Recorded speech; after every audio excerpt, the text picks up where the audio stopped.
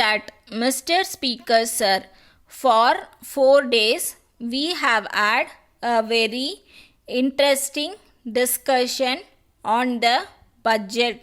I am really thankful to the honorable members for the very kind words they have said about the way in which the budget has been presented.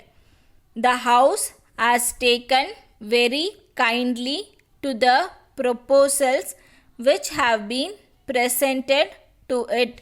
I take pride in having had the cooperation of many sections of this House.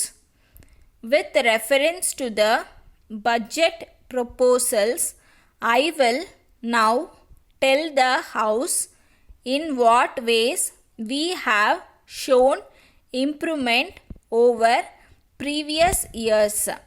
The House has also a right to know what we propose to do next year. I shall try to meet some of the points raised in the course of the discussion. The other points may be dealt with in the course of the discussion on the demands for grants. I shall only meet the broad criticisms without wasting much of the time of the House. Two kinds of political opinion are represented in this House. They are entitled to look at the budget from their own point of view. All of them take a subjective view of the budget.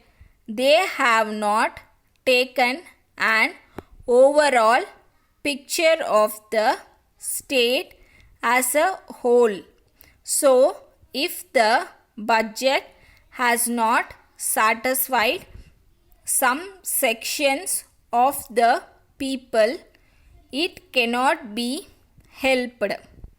I am sure the same type of criticism can be made in respect of the budget of any finance minister of any country. Although he is the most popular finance minister, many things can be said against his budget proposals because he cannot satisfy all individuals. In view of this, I want the honorable members to look at the overall picture of the state as it exists and see whether we have not tried to meet the situation to the best of our ability. I request the honorable members to look at the matter from that angle. If they do so, they will pardon me if I do not meet some of the criticisms. The most important feature of the budget is the foot position in the state. Several speakers have referred to it. I am sure that in the next few days, when we discuss the various items of the budget proposals, reference will be made to the food situation again and again. That is the biggest of all the problems that are facing the government at present. Letter dated 5th December 1980 from Bhima and Company, Calcutta to Messrs. Kesavan and Company, Madras. Dear sirs, we have great pleasure in enclosing a copy of our office calendar and diary. We trust that it may prove of some use to you.